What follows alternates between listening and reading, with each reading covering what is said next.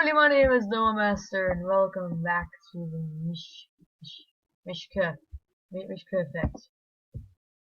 We are leaving off right here. Yeah. I decided to stage this money of everything else to happen as smoothly as possible. I got a car, put it beside the road for Mr. Coworker for me to pick up later. I made sure to leave a sentence for you to make it perfect and clear to him. Let's say. We'll continue off where we left off. This is what I usually just jump right into it. Jump right into it. That guy sure seemed uptight for some reason. Must have been his classes.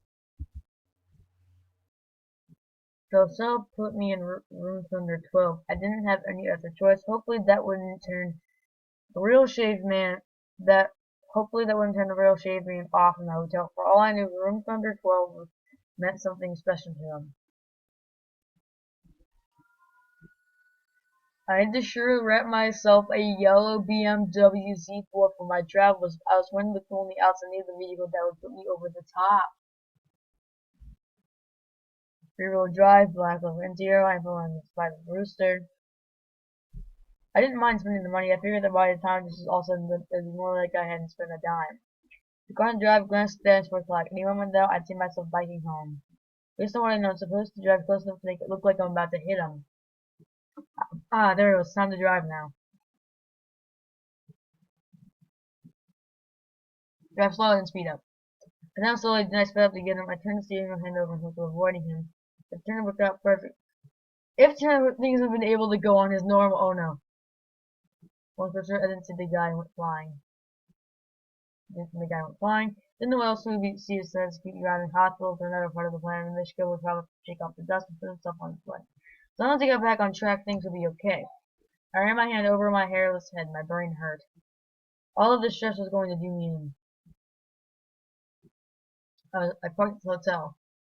When I got out, Mr. Grumpy Coworker was standing there to greet me. The strawberry milk. Nice stain. I was prepared to have this conversation with him. He needed to take an angry face down with some notes. Turn up upside down and burnt those brows. Have a jolly look of surprised face instead. Think matters worse, he did that for his eyeglasses pushed up and started staring at my shades. Was that a challenge? You know you almost killed that biker. You chased me all the way down here because of that. I thought you were a cop. I knew it wasn't, but I had to say that to critique its interest. Why would you be worried about something like that? Aren't you too? Isn't everyone? But look in his face, I knew I had him. I jumped right to the chase. What's the real reason you were following me? Is it for adventure? Yes. You wouldn't happen to know if a guy like a blast is, would you? I thought of all the ways I could answer that question. But the real shaved man said I was clueless. Satisfied things and dismissed the question with a little ambiguity.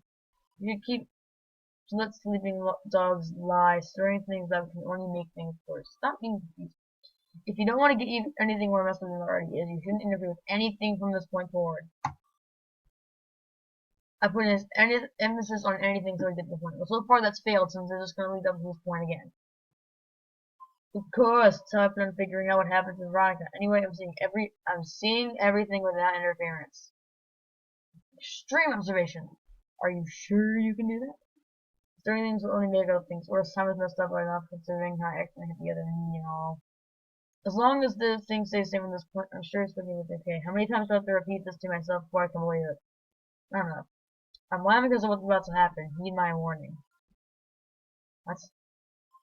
The rest of them is too hard to resist. No, I'm kidding. How could I drive if I was blind? Let me go there for a second. Well, can you tell me about Veronica? Tell you what tomorrow. Veronica's still safe and so deal with fun. I'm staying in room thunder 12. Today's not a good time. Alright, thank you. I think I'm down the hall from you. Who are you, by the way? You get your answers tomorrow. I know. I got my answers. I like it. There's the end of our conversation, and I realized Mr. Thorne had the wrong colored stain. Because I changed time.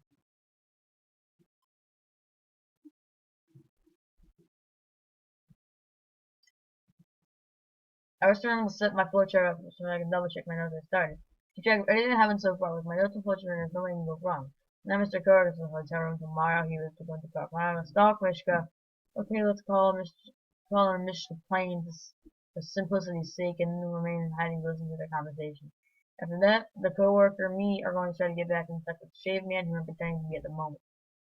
Rest still wondering about the others since I don't have any answers. I don't want to throw him off his path with something completely wrong.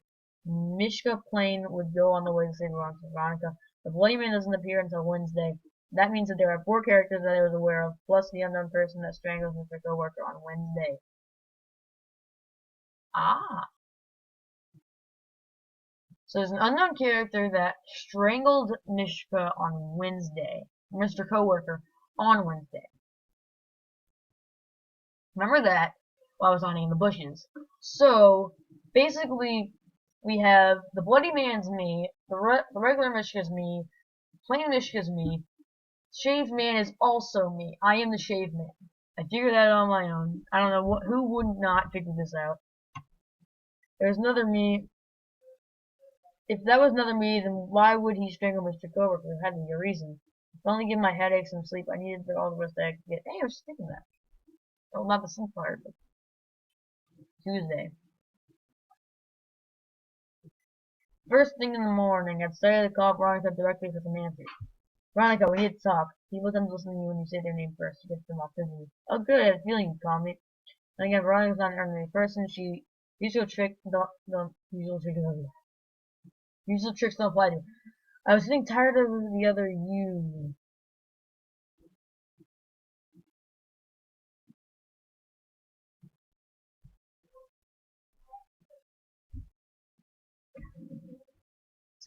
What's that supposed to even mean? I'm tired of the other you. Should think about rectifying his prank calls when you get through the next loop. That's up, Veronica. That's what I was saying. Our record scratch wasn't nearly enough. This earthquake knocked you off your feet, worthy. Next, what are you talking about? How do you know about that? Because that's my machine you've been using, you dolt, and now you've made a huge mess of things. I noticed. When I said you needed to get some adventure in your life, I didn't mean to start tearing holes in the time. That's what I said was gonna happen, too. You're playing a joke on me, right? Please tell me you're kidding. Will I ever joke? Yeah. Actually, no. Have you forgotten about Emma? Here's Emma. Whatever, it doesn't matter. If it's really your machine thing, then you have to know that you're going to die tomorrow. You can't be anywhere near the woods. Are you listening?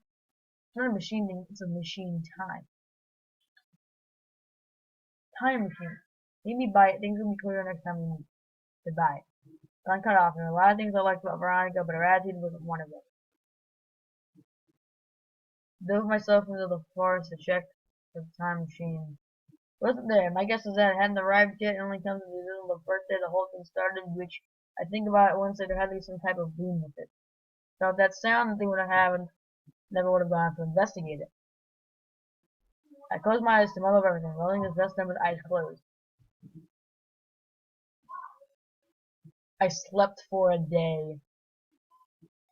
Somehow I mulled myself into Wednesday. I literally fell asleep at the wheel of my chair. I don't know if the boom sound happened or not. I might have missed it. I had to wait until to meet up with Veronica. She might have had more involvement with all this than my first thought. I was doubtful she had anything to do with the whole dying part of the issue, but the rest couldn't have been all her fault. It made sense. I got out of my car and kicked out my legs. I did all my maneuvers that I imagined truck drivers would do after being so folded up for so long. A bimmer might be a bimmer, but it's still not a bed. Sleeping in cars again, Miska? Veronica, you're great. I mean, you're here, great. Oh, wow, this is going awkward.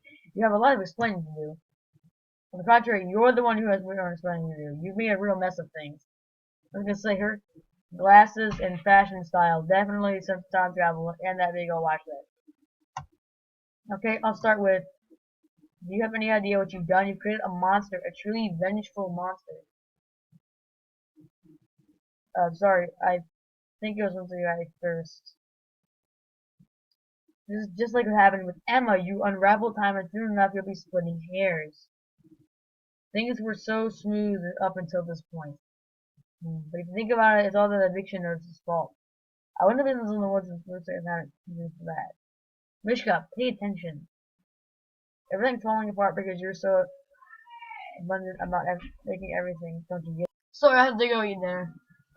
Anyway, everything's falling apart because you're so adamant about solving everything. Don't you get it? Not really. You keep bringing up this Emma person. Who is she? What happened to her? And that was so bad.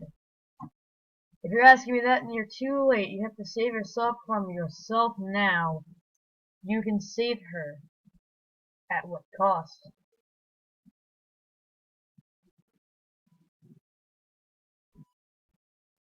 Bang.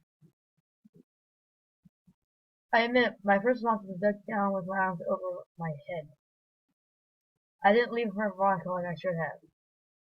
Jetting clearly when bang bang shots ringing all over the place. As soon as I got my senses, I grabbed Veronica's hand and started running both ways, and both of us away from the gunshots where we were coming from.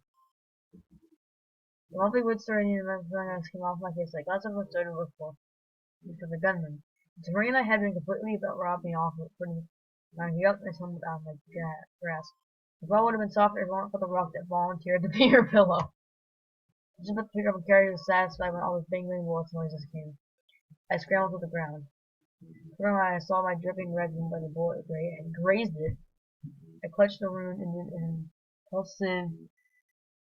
an impressive roll to the nearest ditch. In between the time my adrenaline died down and my ice cream was taking more and I must have fallen asleep. And that is where we will save. I hope you guys have enjoyed this. If you guys did, be sure to leave a big fat thumbs up. If you guys want me to continue this, be sure to leave a like, comment, subscribe. I'm tired. I am seriously tired. And I will see you guys in the next one. Goodbye.